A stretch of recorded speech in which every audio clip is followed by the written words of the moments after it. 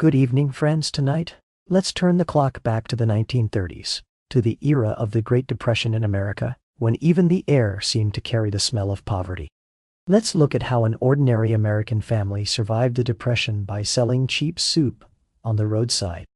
Now dim the lights, and with the chime of the clock, step into tonight's story. October 24th, 1929.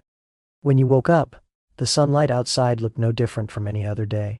Mother was frying eggs in the kitchen. Father was reading the newspaper. Jazz was playing on the radio. Everything seemed perfectly normal enough to be a little boring. You were 7, maybe 8, at that age when you were beginning to feel curious about the world, but still too young to understand what adults were talking about. Then the music on the radio suddenly stopped. A man began speaking. Very fast, with a kind of tension you had never heard before. Stocks. The exchange. Collapse, those words kept coming up. You had no idea what he was talking about. But you saw Father's coffee cup stop halfway to his lips. You saw Mother lean out from the kitchen, her face looking as if she had seen a ghost. You asked, "What's wrong?" No one answered. That day would later be called Black Thursday. Stock prices on the New York Stock Exchange plunged like a roller coaster, racing downward. Within a few hours, countless fortunes vanished, rich people became paupers, and paupers became even poorer. And you, a child living in a small Midwestern town, had no idea how this would affect your life. But it would. It would affect the next 10 years of it. The stock market crash of 1929 is usually considered the starting point of the Great Depression in the United States. Before that, America had gone through a prosperous era known as the Roaring Twenties. Everyone thought stocks would only go up forever. Many people borrowed money to speculate in stocks, and banks lent freely until the bubble burst. In truth, the market did not completely collapse on Black Thursday itself. A group of major bankers joined together to buy stocks and temporarily steady the situation. The real crash came 5 days later, on Black Tuesday, October 29. That was the day the market truly spun out of control. More than 16 million shares were sold, setting a record at the time. So, to be more precise, Black Tuesday was the real nightmare. But people still tend to treat Black Thursday as the beginning of everything. Maybe because it came first. Human beings always remember first impressions. But was the stock market crash really the direct cause of the Great Depression, or merely the fuse that set it off? Some people believe the real problems lay in the fragility of the banking system, the widening gap between rich and poor, and the imbalance of international trade. The stock market crash was only the last straw. Whatever the case, after October 1929, America was never the same America again. That night, as you lay in bed, you heard your father and mother speaking softly in the living room. You couldn't make out their words, but you could feel a kind of unease in the air, like the heavy stillness before a storm. You turned over and closed your eyes. You didn't know it then, but it would be the last time you ever fell asleep in that bed without a care in the world. In the weeks that followed, you began to notice changes. Father no longer got up early every day to go to the factory. At first he said he was on leave. Later he said he was waiting to hear back. Eventually, he stopped mentioning it at all. He began spending a lot of time sitting on the porch, staring blankly at the street. Sometimes when you walked over, he would pat your head, but say nothing. The mood in town changed too. The grocery store, once so lively, grew quiet. The owner smiled less. The newsboy on the corner shouted his headlines even louder than before. But fewer people bought papers. One day your favorite candy shop suddenly closed. A sheet of paper had been pasted on the door, closed for business.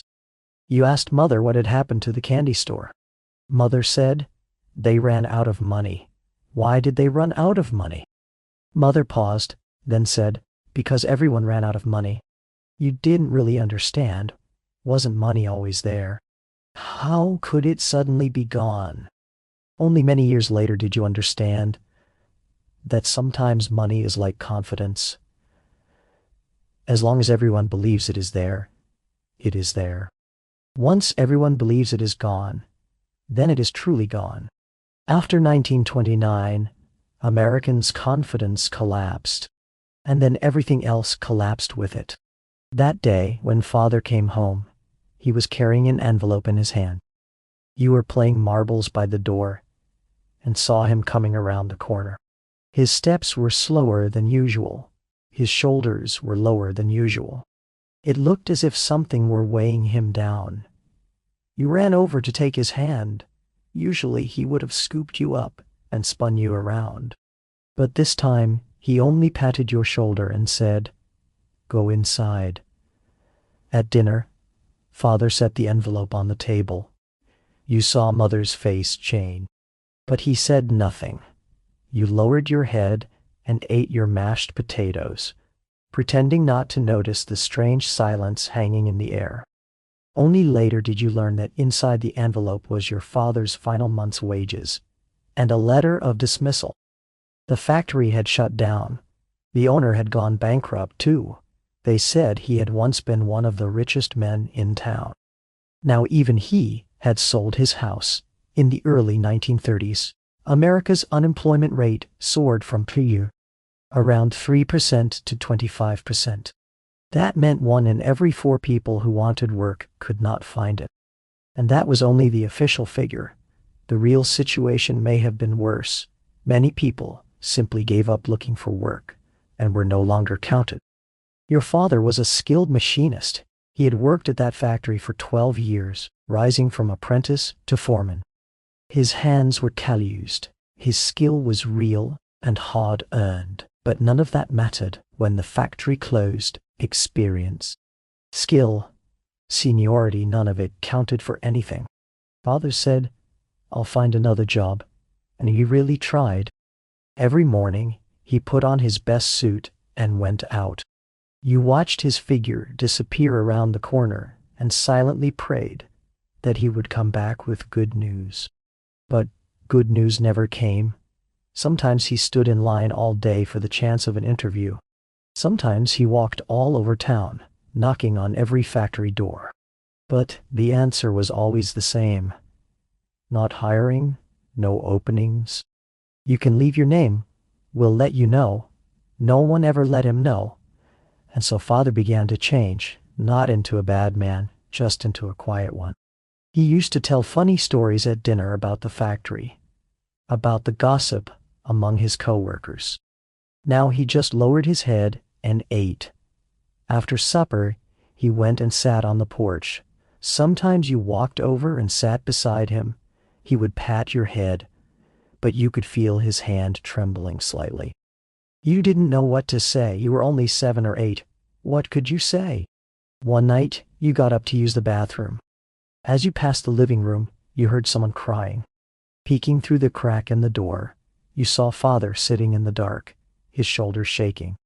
It was the first time you had ever seen your father cry. You quietly backed away to your room, lay down on your bed, and stared at the ceiling with your eyes wide open. Suddenly, the world felt unfamiliar. Decades later, historians would use all kinds of data to describe the Great Depression, how much GDP fell, how many banks failed, how many millions were unemployed. But behind those numbers were people like your father. They were not lazy, they were not stupid. It was not that they did not want to work. They were simply knocked down by the tide of their times and could never quite get back up. And you, a child of 7 or 8, were learning to understand something even grown adults could not understand. Sometimes life can take everything you have with no warning at all. On the porch, the tip of father's cigarette glowed and dimmed. Out on the street came the cry of a stray cat. You closed your eyes and tried to sleep, but you knew something had already changed. The letter arrived on a Tuesday afternoon when you came home from school. You saw a man in a suit standing at your front door, carrying a briefcase. His expression was grave, and he spoke in the kind of tone that sounded like he was reciting lines prepared in advance. You couldn't really follow what he was saying.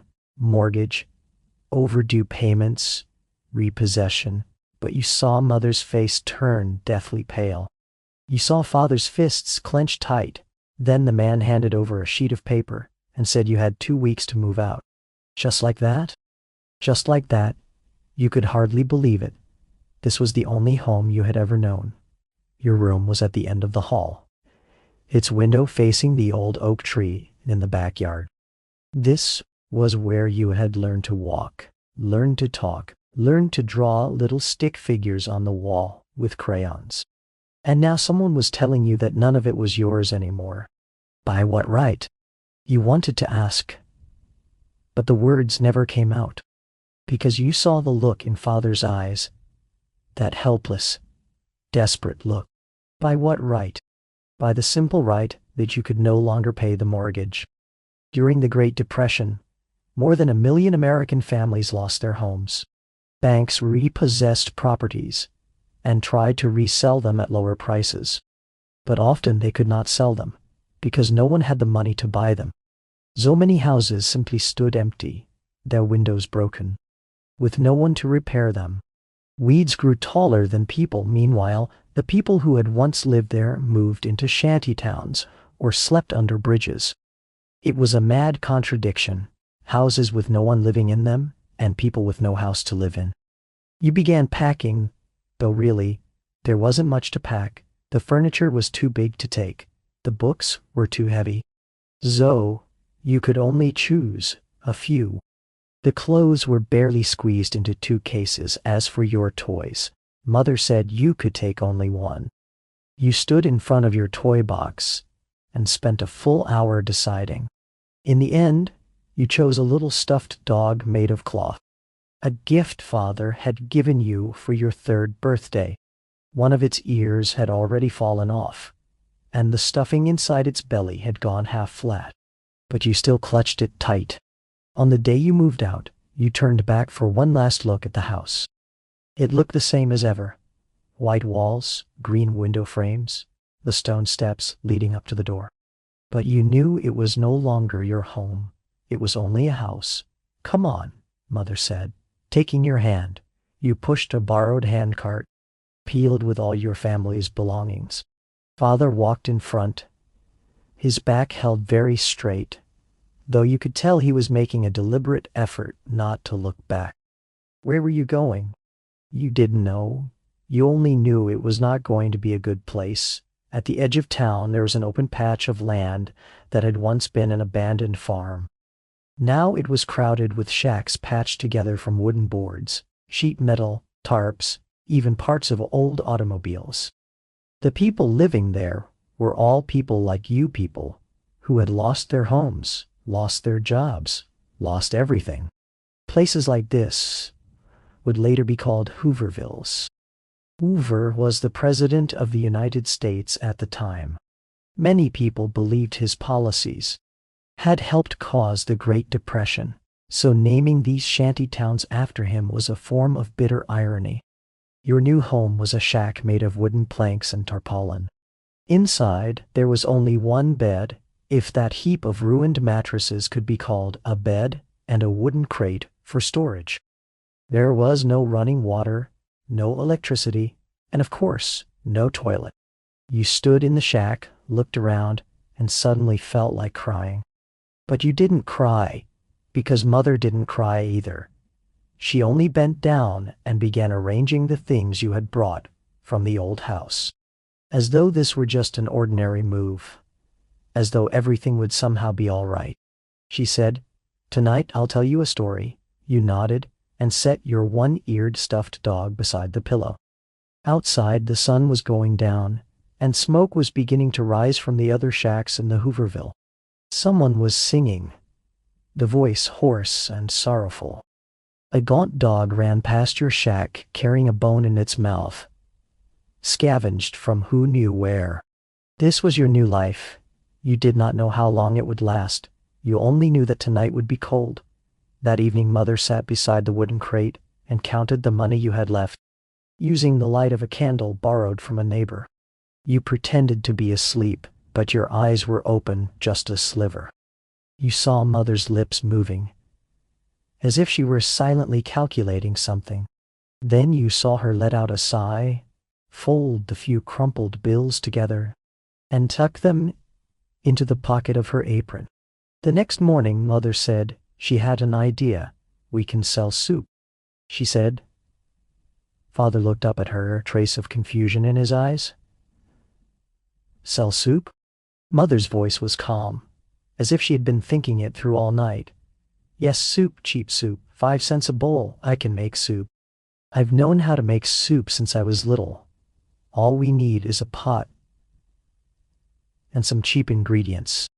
I'll figure out the rest."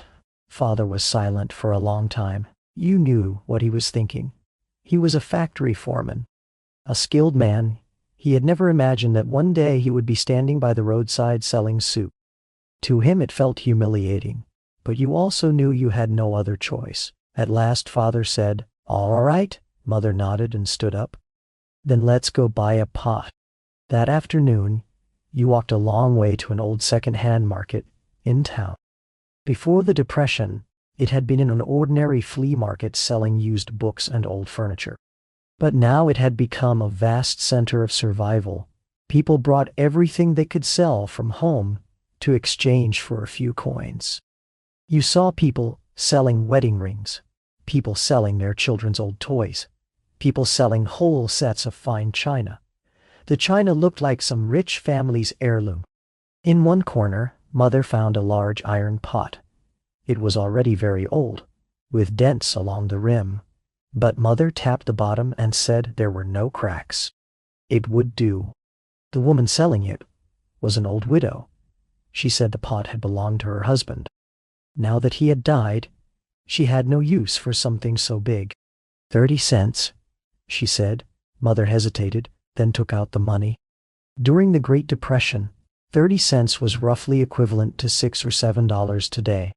That may not sound like much, but at the time, many families' weekly expenses amounted to only $1 or $2.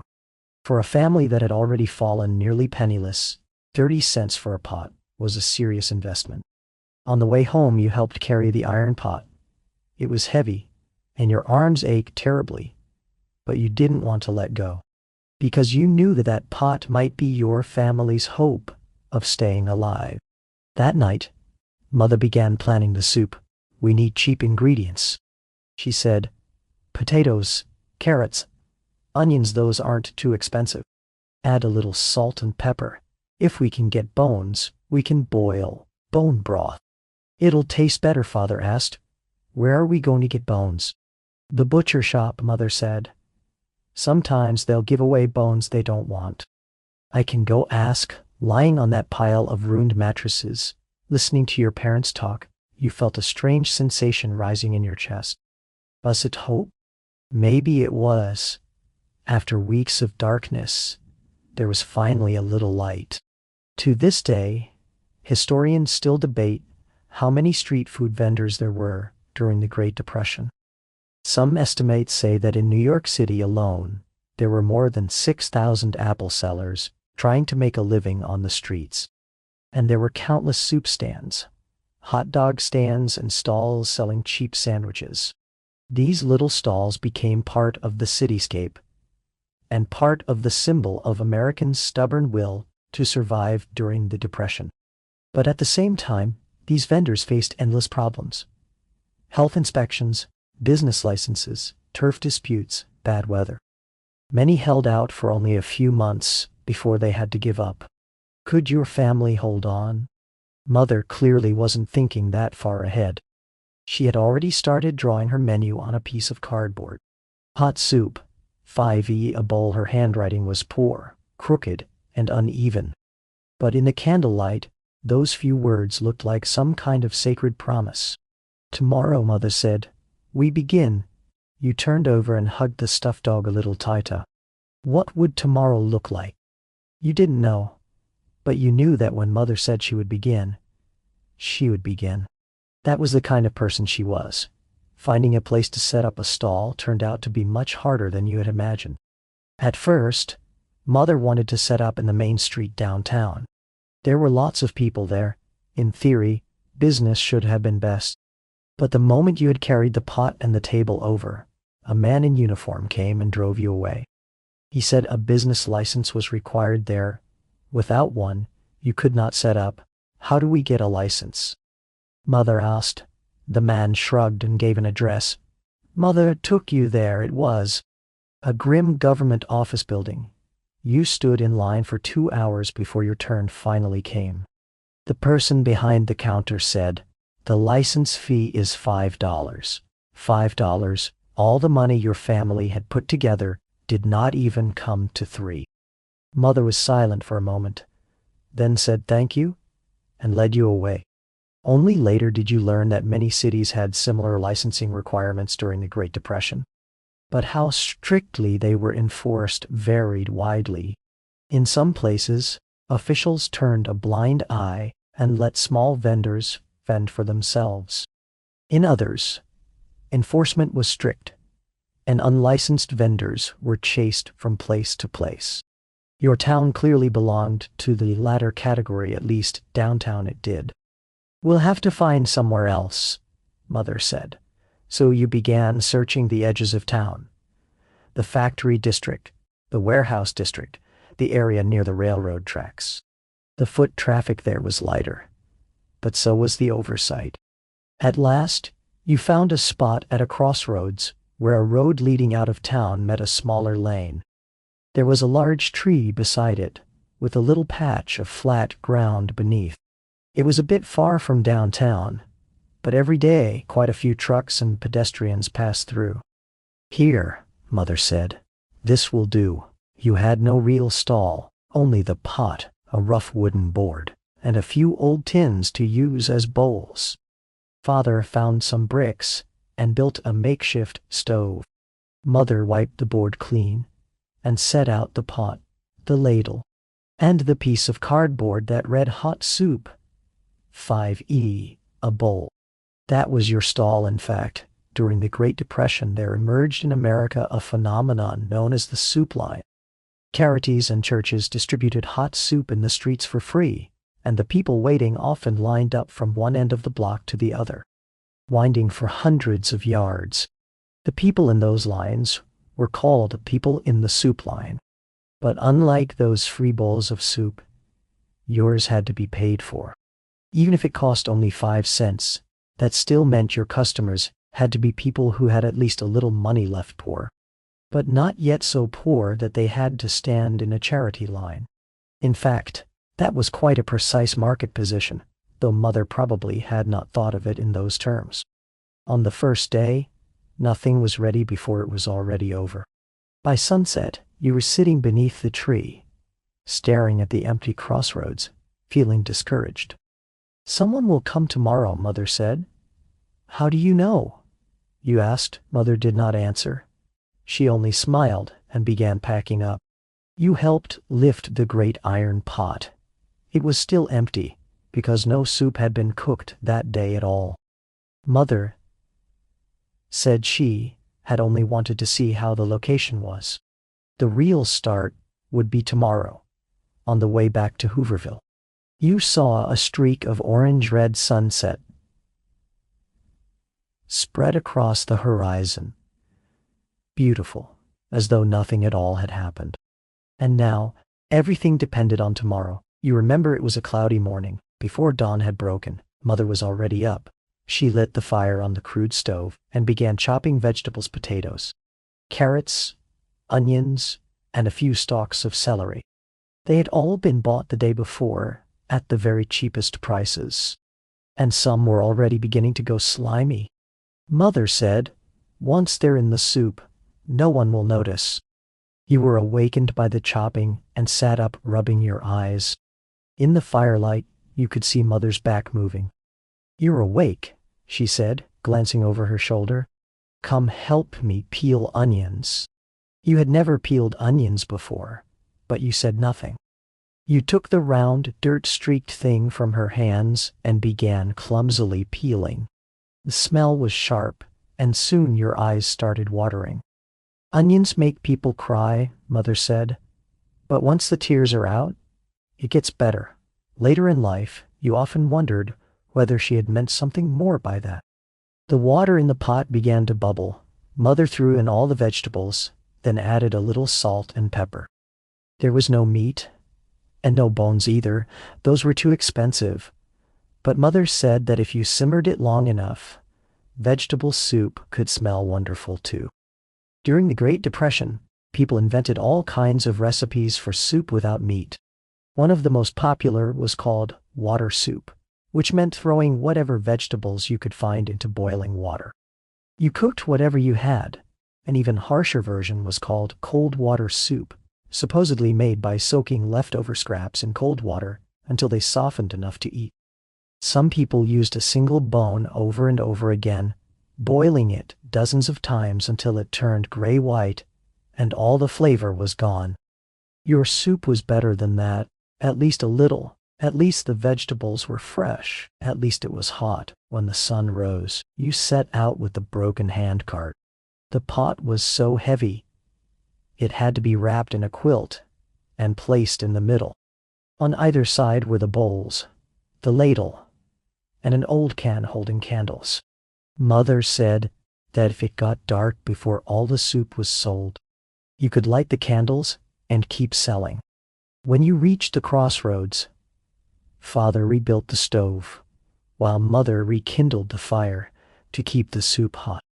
Your job was to hold up the sign that said hot soup, 5e a bowl, and call out to people passing by. For the first hour, no one stopped. For the second hour, no one stopped either. Your arm grew sore, so you switched hands. Then the other hand got sore too, so you leaned the sign against the tree. You began to wonder whether the whole idea was impossible. Then a truck stopped. The driver was a big man with a full beard who looked exhausted. He got out, walked over, and glanced at your sign. Hot soup? Yes, sir, Mother said. 5 cents a bowl. The man took a coin from his pocket and handed it to her. Mother accepted the money, ladled out a bowl steadily, and passed it to him. The man lifted the bowl, blew on it, and took a sip. Then he said a sentence you would remember for the rest of your life. Tastes good. Just those 3 words. Tastes good. You saw a flash of light pass through Mother's eyes. Not the gleam of tears, the gleam of hope. That day, you sold a total of 7 bowls of soup, 35 cents. After subtracting the cost of ingredients, you made about 10 cents. 10 cents, but it was money you had earned yourselves. It had come from your own hands. Your own sweat on the way home. Mother hummed a song, an old one. You had heard her sing it before, but not for a very long time. Father pushed the handcart, and his steps seemed a little lighter than they had been in the morning.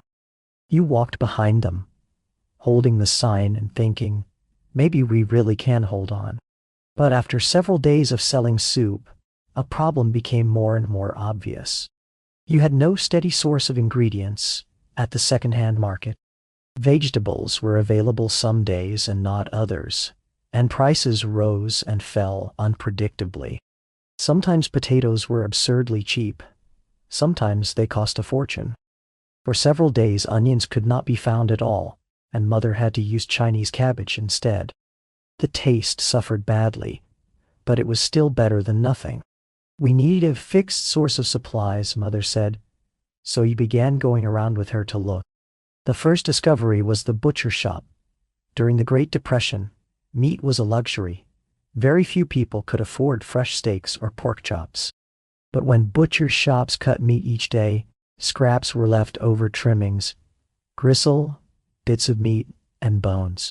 In the past, those things would have been thrown away. But now someone was willing to take them. Mother took you to the biggest butcher shop in town and talked with the owner for a long time. In the end, she reached an agreement. Before 4 o'clock every afternoon, you could go to the shop and collect whatever bones and scraps were left over that day for free. The condition was that you had to do odd jobs around the shop. Sweeping the floor, washing basins, taking out garbage, and the like. So this became your daily task. You set out at 3:30, arrived at the butcher's by 4, worked for an hour, then came back carrying a full sack of bones and scraps. The moment those went into the soup, the flavor changed completely. That meaty aroma was something pure vegetable soup could never match. The second discovery was the wholesale produce market. Strictly speaking, vendors as small as you were not supposed to go there. It supplied large restaurants and grocery stores. But Mother discovered a trick. At the end of each day, there would always be vegetables left unsold, misshapen ones, bruised ones, wilted ones. Proper merchants did not want them, but for you they were perfectly good. They were going to be chopped up and boiled into soup anyway. Who cared what they looked like? So every 2 or 3 days you went to the market and bought heaps of ugly vegetables for very little money. Sometimes the stallholders felt sorry for you and did not even charge you. They simply shoved the leftovers into your arms. The third discovery was the bakery. There was a small bakery in town run by a kindly old man. Every day he baked bread and biscuits. Anything that did not sell or came out a little too done, he usually cleared out cheaply in the evening. Mother made an arrangement with him too. Every night at 8, you could come and collect the day's leftover bread for 1/5 of the normal price. Broken up and soaked into the soup, the bread added bulk and made it thicker. Little by little, your soup grew richer compared with a real restaurant meal. It was still pitifully plain, but for customers who could afford only a 5-cent bowl, it was already excellent value. "There's a meat taste in the soup today," one regular customer said in surprise. Mother only smiled and did not explain where that flavor came from. You stood beside her, secretly proud. You knew where it came from. It came from the basins you scrubbed at the butcher's every afternoon. It came from the fingers you cut on splintered bones. It came from the roads you walked carrying those heavy sacks home. That was the first lesson you learned. Survival does not come by waiting. You piece it together yourself, bit by bit, that night. Mother gave you an extra bowl of soup. Usually she and Father ate only after you and your younger sister had eaten first, taking whatever was left. But that day she said you had done well and deserved more. How did the soup taste? To tell the truth, compared with the refined dishes you would eat later in life, that bowl of soup was not delicious at all. But on that cold night, in that drafty shack, it was the best thing you had ever tasted. Once the flavor of the soup became more reliable, you began observing the people who came to buy it. Each of them had a story. Most never told it aloud, but you could see it in their eyes, their clothes, the way they drank their soup. There was an old woman who came every afternoon at exactly 4. She always wore the same gray coat, with an old brooch pinned to the collar. She drank her soup very slowly, one sip at a time, as if she were savoring something precious. Once you overheard her talking with Mother. She said she had been a school teacher for 30 years. After the school closed, she lived alone in a small apartment, surviving on the little savings she had put away. "Your soup," she said, "reminds me of the soup my mother used to make." Mother did not answer. She just ladled her half a spoonful extra. There was also a young person in worn but very clean clothes, looking just over 20.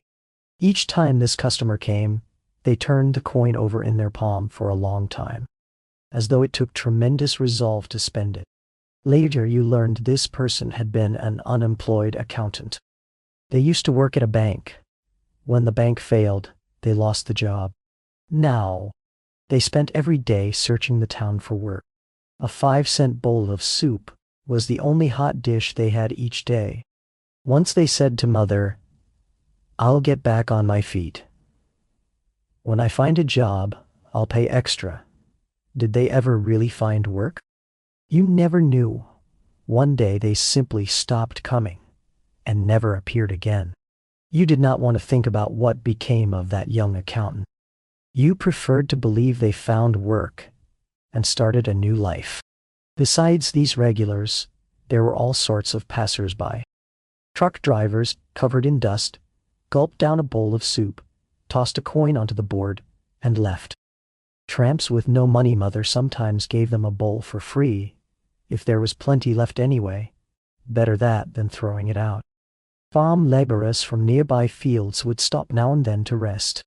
Their wages were low, but at least they still had jobs. Once, a black car pulled up in front of your stall. A well-dressed man stepped out. You saw his shoes had been polished to a shine, and there was a gold ring on his hand. He looked at your stall with a complicated expression. "What is this?" he asked. "Hot soup, sir," Mother said. "5 cents a bowl." The man was silent a moment. Then he pulled a $1 bill from his wallet and handed it to Mother. "1 bowl. Keep the rest." He stood there by the roadside and drank the soup in silence.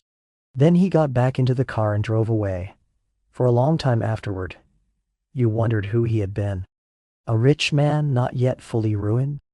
A wealthy man curious to sample ordinary life? Or simply a stranger who, for reasons of his own, wanted to do one good deed? You never knew the answer. But no matter who he was, in front of your soup stall, everyone was the same. A hungry person. At night after packing up, you lay in the shack still thinking about the faces you had seen that day. Where had they come from? Where were they going? Where would they sleep that night? Would they have work tomorrow? You did not know. You only knew that tomorrow you would stand at that crossroads again, holding up the sign and watching more faces pass by. Some would stop. Some would not. Maybe that was life. One morning, when your family arrived at the crossroads, you discovered someone had gotten there first. A middle-aged man and his wife. They had put up a simple stall selling hot dogs, the cheapest kind, a sausage and a bun. Father walked over and said, "This is our spot." The man looked at him, shrugged, and said, "I don't see your name written on the ground." At once the air became tense. You stood to one side, your heart pounding. You had never seen Father in conflict with anyone before. He was the kind of gentle person who always tried to avoid trouble. But today there was something in his eyes you had never seen. "We've been selling here for 2 weeks," Father said. His voice was calm, but beneath that calm you could hear something burning. The man gave a cold laugh. 2 weeks? I sold here for 2 years. I just moved away for a while. This is my old territory. 2 years. You looked back at Mother. She seemed confused too. Could it be that before your family arrived, someone had already been using this corner? Only later did you learn that Depression-era street vendors had an unwritten code. Almost like underworld rules. Whoever occupied a place first had the claim to it. But first was often hard to define. Some people left for a while and came back to find their ground taken. Then arguments broke out. Sometimes, if it got serious, fists followed. In 1930s New York City, there was even a police report on clashes between street vendors. It showed that in 1932 alone, more than 200 vendor fights were officially recorded. Most were over territory, some were over customers. The most outrageous case involved 2 apple sellers who got into a violent fight over a single customer, and both ended up in the hospital. Of course, your family's case did not go that far. How about this? Mother stepped forward, her voice gentle but firm. "The crossroads is big enough. We can each take one side. You sell hot dogs, we sell soup. Soup and hot dogs don't conflict. People who want soup may not want a hot dog. People who want a hot dog may not want soup." The man looked at Mother and was silent for a while. At last he said, "Fine, but you can't sell hot dogs." Mother nodded. "We won't." And that was that. Your family and the couple became neighbors. At first both sides kept a careful distance, like 2 cats newly shut in the same cage. But over time, things softened. Sometimes when their hot dogs did not sell out, they would trade 2 hot dogs for 1 bowl of your soup. Sometimes when you had soup left over, you would ladle some for them too. The man's name was George and his wife's name was Mary. George had once been a construction worker. He had built many houses. Then the Depression came. Nobody was building anymore, and he lost his job. Mary had worked in a garment factory. When it closed, she lost her work too. After trying one thing after another, they finally decided to sell hot dogs because hot dogs were cheap to make, easy to prepare, and easy to carry. One day George said, "Your soup tastes better than our hot dogs." "I tried it once. It's really good," Father replied. "Your hot dogs aren't bad either." The two men looked at each other and laughed. It was the first time you had seen Father laugh that happily in a very long time. Later, George taught Father how to deal with municipal inspectors, which hours inspections were laxest, which inspectors were easier to talk to, what to do when trouble came. Mother, meanwhile, taught Mary cooking tricks, how to make hot dog sauce taste better, how to get the largest quantity out of the smallest amount of ingredients. As for you, you became friends with their son, a boy named Tommy. Tommy was 2 years older than you and no longer in school. Every day he helped. His parents watched the stall, and in quiet moments he taught you marbles and drawing. In those hard years, friendship was a luxury, but you had it. The days you hated most were the days the inspectors came.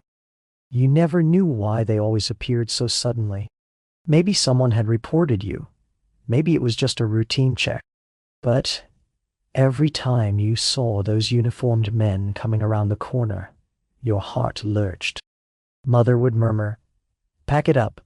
Then the whole family would scramble. Pot, bowls, sign, wooden board. Whatever could be hidden got hidden. Whatever could be stuffed away got stuffed away.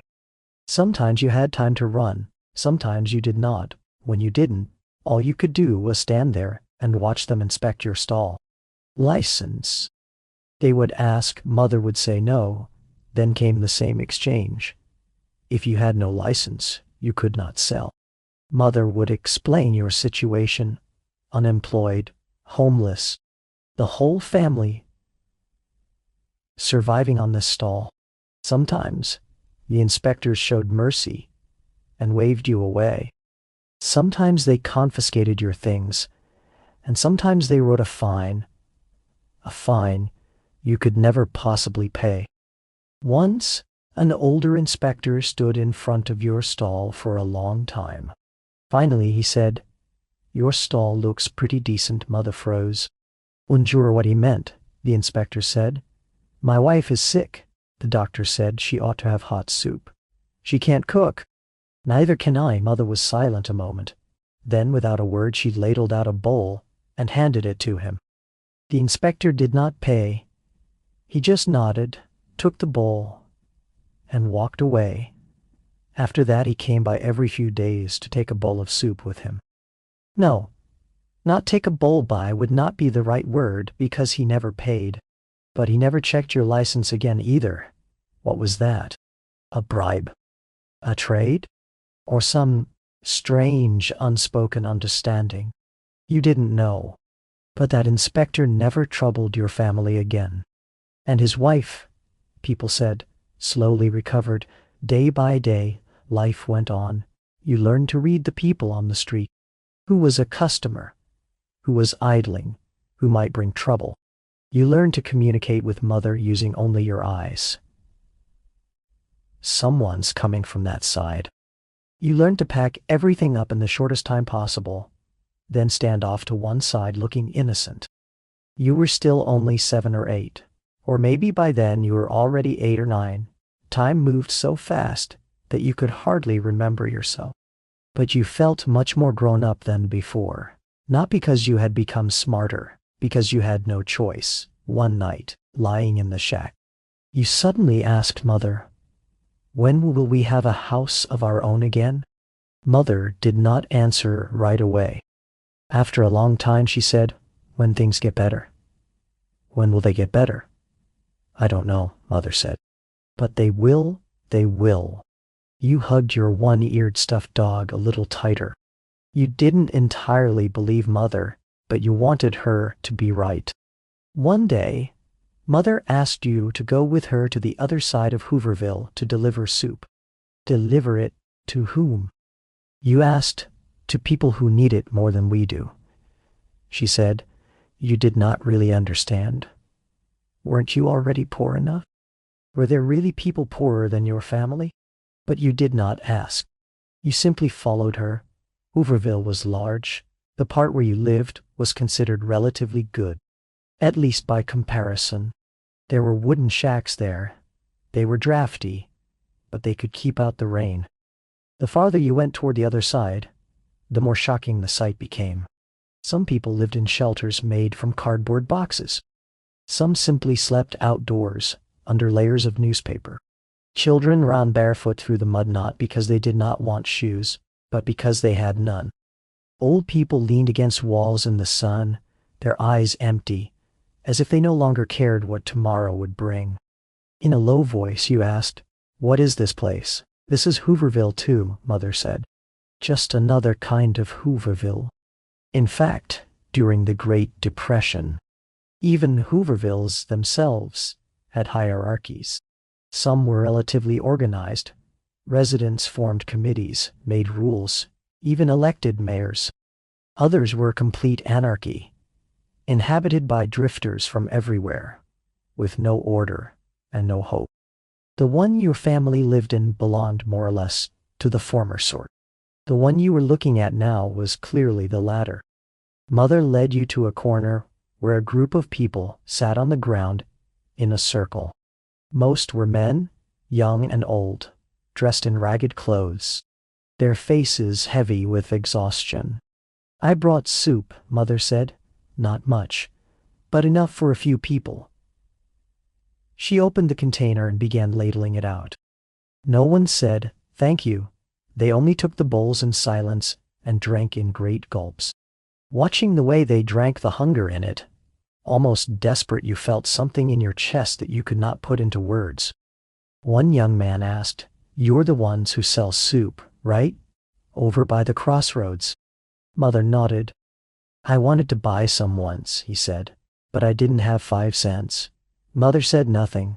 "I used to be a bank clerk," the young man went on, almost as if talking to himself. "I wore a suit and tie. I worked every day in an air-conditioned office. I thought that was how I'd live my whole life. Then one day the bank failed. My money was gone. My job was gone. My house was gone. In the end, even my family was gone. My wife took the children back to her parents' place. She said it was only temporary, but I know she's not coming back." He paused and looked down at the empty bowl in his hands. "Do you know what hurts the most? Not hunger, not cold. It's that no one needs you. You walk the streets. You knock on doors, you say, 'I can work, I can do anything,' but no one wants you. You become useless." You stood there listening, not knowing what to say. You were only 8 or 9. What could you say? On the way back, you asked Mother, "Will we become like that too someday?" Mother stopped walking, crouched down, and looked at you. "No," she said, "because we have soup. As long as we can still sell soup, we still have hope." "What about them?" you asked, pointing back toward Hooverville. "What will happen to them?" Mother was silent for a long time. "I don't know," she said at last, "but we can help a little."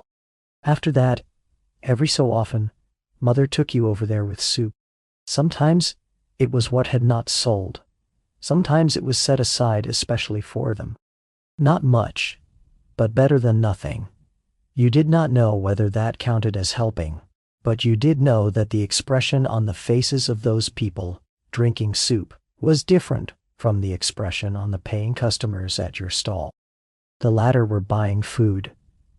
The former were receiving warmth. One evening, as you were packing up the stall, you heard a commotion in the distance. "What's happening?" you asked, looking that way. "Sounds like someone's giving a speech," Father said. You went over and saw a crowd gathered at the street corner around a radio set on a table. From the radio came a man's voice, slow and steady, carrying a kind of reassuring strength. "The only thing we have to fear is fear itself."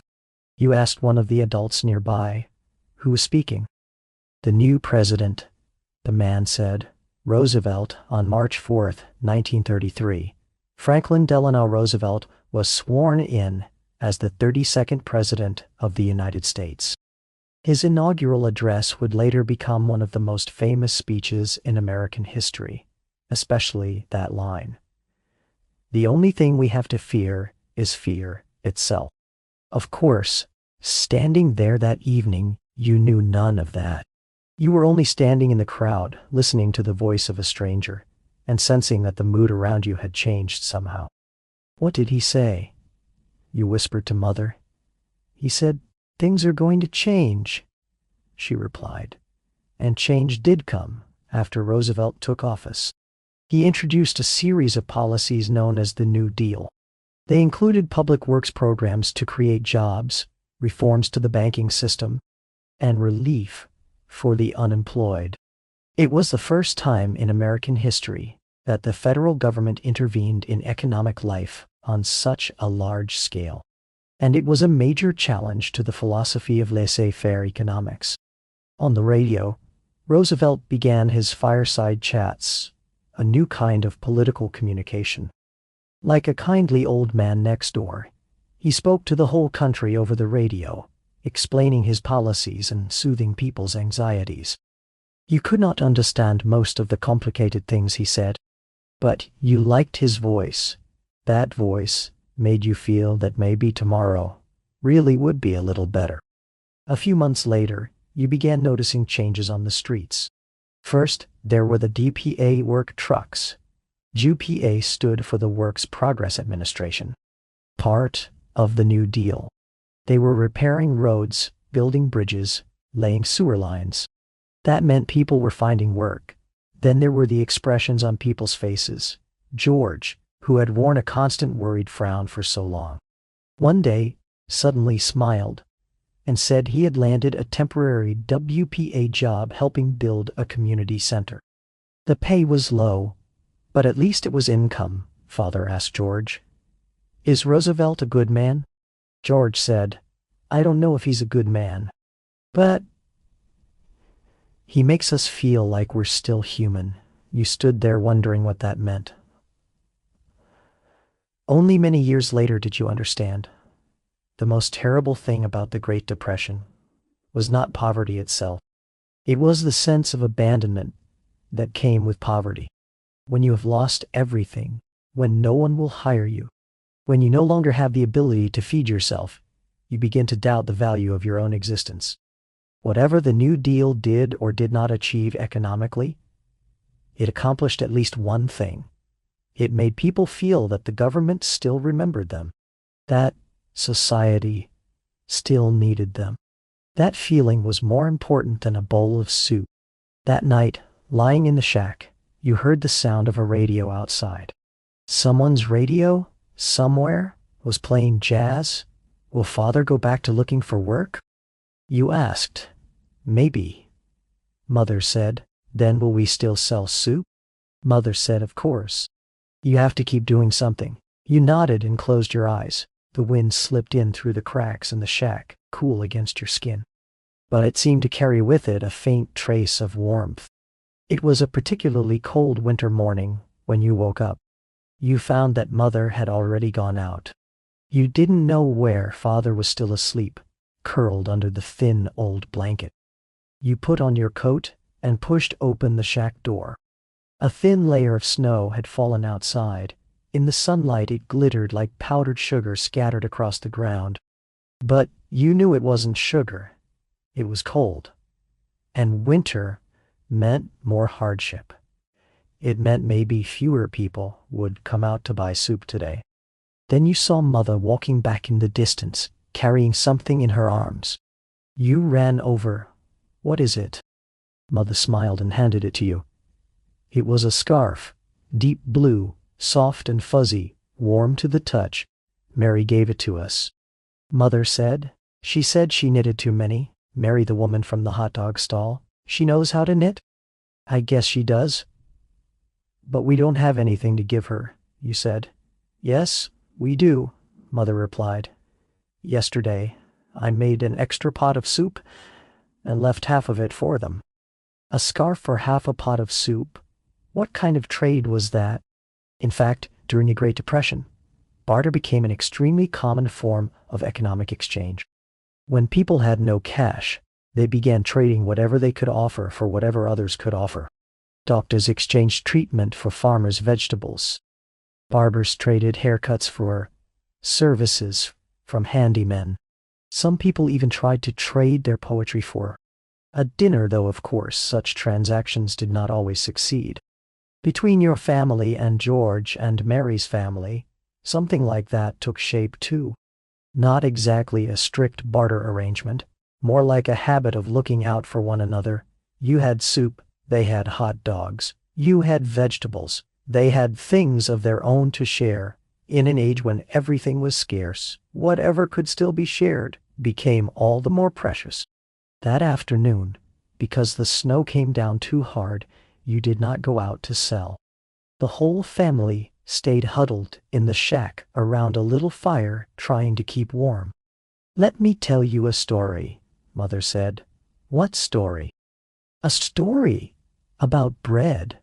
Mother began telling you about her childhood. She said she had been born on a farm. Her family had been poor, but they had never gone hungry, because a farm could always grow something. She said her own mother, your grandmother, had been especially good at baking bread. Soft, fragrant, sweet bread. It was the best smell in Mother's memory. What happened then? You asked. Then I grew up and left the farm and came to the city, Mother said. I thought the city would be better. I thought there would be more opportunities. Then she did not go on. Before the Great Depression, many Americans believed that if you worked hard enough, you would certainly have a good life. The Depression shattered that belief. It proved that sometimes, no matter how hard you worked, the tide of the times could still swallow you whole. But at the same time, the Depression created new stories. Two stories of people helping one another in hardship, supporting one another, holding one another up. A scarf for half a pot of soup, one hot dog for 2 bowls of ginseng soup, one smile in exchange for another. Those small acts of kindness glittered like stars in that dark era. Mother, you said, when everything gets better, can you bake bread again? Mother looked at you. Something flickered in her eyes. Yes, she said, when we have an oven. I'll bake bread for you. You did not know whether that day would really come. But you chose to believe that it would. That night, the snow stopped. Moonlight shone through the cracks in the shack, drawing silver lines across the floor. You wrapped the new scarf around your neck, hugged your one-eared stuffed dog, and slowly fell asleep. In your dream, you stood in a vast kitchen. Mother was baking bread. Father was laughing. The air was filled with the scent of wheat and honey. That dream was warm, warmer than any scarf. Change came slowly, so slowly that you almost did not notice it. First, there were a few more customers. Before, selling 15 bowls a day had counted as a good day. Now, some days you sold 20, 25. It was not because the soup tasted better. It was because the people coming to buy it had money in their hands again. Then there were more people on the streets. Some of the unemployed who had once wandered around all day had now found work repairing roads, building houses, doing odd jobs in government offices. The wages were low, but at least they were wages. Then there were fewer people in Hooverville. Some moved away, saying they had found cheap rooms to rent. Some were relocated elsewhere by the government. Some simply disappeared, and you never knew where they had gone. Life seemed to be improving. One day you said so to Mother. Mother nodded, but did not speak. You could tell she did not want to be happy too soon. After all, in the past few years, You had already seen too many ups and downs. Economists usually mark 1933 as the bottom of the Great Depression, the very worst point. After that, the American economy began a slow recovery. The recovery was uneven and unstable, with several smaller downturns along the way. In a true sense, the Depression did not really end until the early 1940s, after the start of World War II, but for ordinary people like your family. Recovery was not a macroeconomic statistic. It was a collection of small, concrete things. Today you sold a few more bowls of soup. The neighbor's child had a new pair of shoes. The candy shop in town that had been closed for 2 years reopened. One day, after reading the newspaper, Father suddenly said, "I want to apply for a job at that factory." You and Mother both stared at him. The factory where Father had once worked had shut down long ago. But a new, smaller factory had opened in town, supposedly making radio parts. The paper said they were hiring on the day Father went for the interview. You and Mother went out to sell, as usual. But all day long you were distracted, constantly glancing down the road, hoping to see him return. At sunset, Father came back. His expression was strange.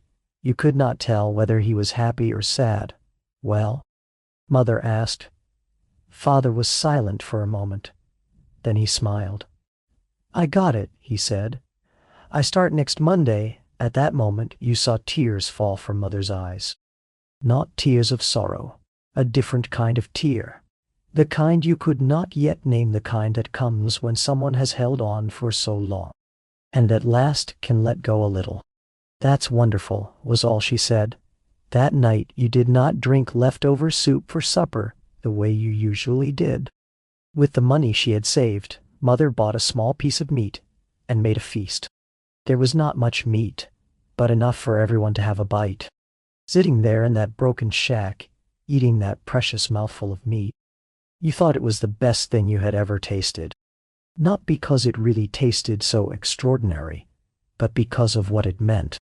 It meant that maybe, just maybe, things really were getting better. That night, lying in bed, you heard insects outside.